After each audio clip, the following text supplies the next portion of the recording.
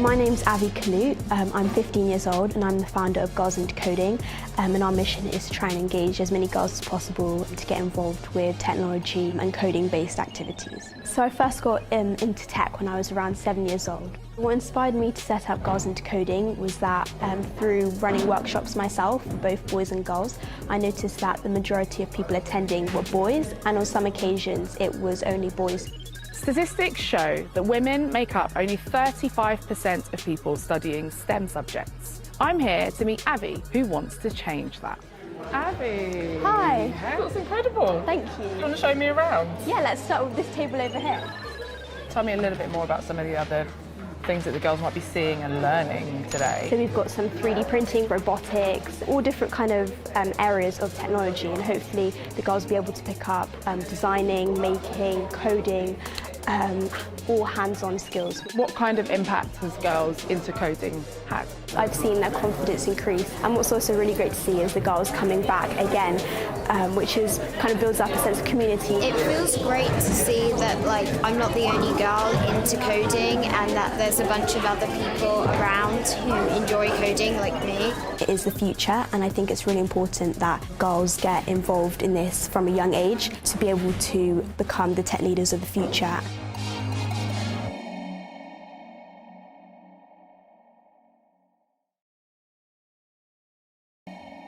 And Dr. Imafidon joins us now, along with 15-year-old Avye, who's with us here in the studio. Hello, Avye. It's lovely to meet you. You started coding when you were 7. Yeah. Before we talk about that, can you just explain to old men like me what coding actually is? And we sort of covered it a bit there, but can you just explain to me in really simple terms? So coding is essentially lines of code on your screen which you program to make something happen. What I do is I integrate coding with building something, so that's called physical computing. So what I do is I make robots and I use code to really bring it to life and to create all sorts of projects. I get So it. it's literally, coding is literally putting numbers in which talk to the computer and tell them to do it, basically. Sorry to bring it down to absolute ladybird guide too, but I think that's how people will understand it. So you're super clever, aren't you? What did you make? Why did you? I love your little smile. Why did you decide that we needed more women doing this? What were the problems by having this dominated by men?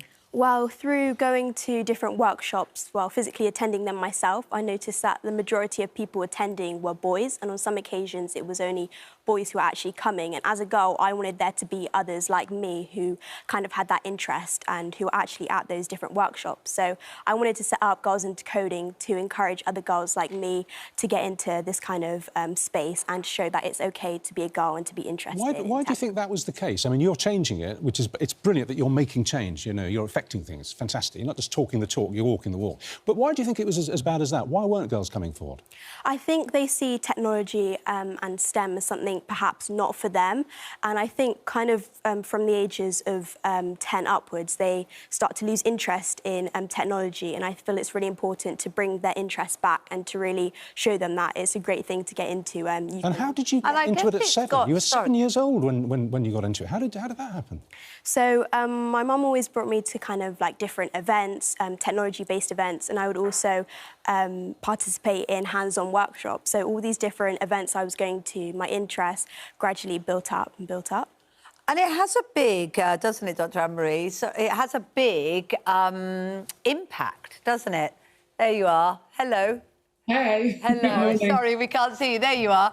It has a big impact on real world. I was interested to see that, you know, when Apple brought out a health package, it didn't include monitoring the menstrual cycle because the coding was done by men. Really? So, yeah. God. Yeah, it didn't. So that's the sort of impact it can have. It's not just because we want to see women involved in all areas, because that's a great thing in terms of equality. It's also impact back on us, isn't it? Tell us a bit more about that side of it.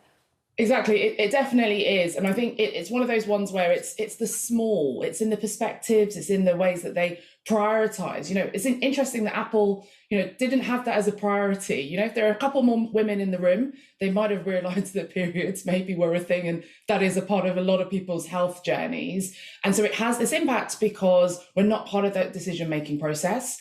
And technology is everywhere. It's making decisions about our lives, making decisions about the workplace, decision about play, about finance, all these different places. And so if we're not part of that solution, then actually we end up being harmed more by the technology than it solving problems. So what do you think about what Avye has done then? Yeah. I love what Avye is doing. I mean, I run STEMettes. We run, workshops across STEM as well, up and down the country. And I love what Avye is doing because it's coming from her. It's her wanting to solve a problem, but also she's able to get creative with it, which I think is what goes missing so much from a lot of these STEM discussions. We think about maths and science as, you have to memorize formulas and you have to recall them. Whereas no, it's about solving problems, but also about being creative. And so it's fantastic, what you got to see there on the VT, these were young people creating their own virtual worlds, right? This is them, playing with virtual reality and playing with robots. And we don't get to see that often enough. And actually, we want to focus on that creativity more than the numbers and the coding and the beep boop stuff in the background. It's about people being able to express themselves, I think, using STEM. Well, we've only got half a minute left. Let's finish with you, Avye. You're 15 now. 15. What do you want to do? So in the future, I'm not too sure I want to do, but I definitely want to do something in the tech space, whether it's engaging even more girls on a kind of like international level or just kind of doing what I can to get more girls involved in tech and STEM-based activities. What degree will you study when you go to uni? Because obviously you're going to go to uni. What will you read? Not too sure, but tech-related, definitely. It'll be, absolutely, yeah. Well, many, many congratulations. As I said, you've made a difference already. You're 15 and you've made a difference, and that's your parents are so proud of you. Yeah. Yeah, they really must. Lovely to meet you. Nice to meet If you could just show me how to turn the computer on before you leave, because actually, while we've been chatting, it's frozen, so maybe that's your last duty of the morning. Yeah, and can you have a look at my iPhone? It's playing off of it, I'll give it to you for the break. She just raises her eyes to heaven at the older generation. Thank you very much.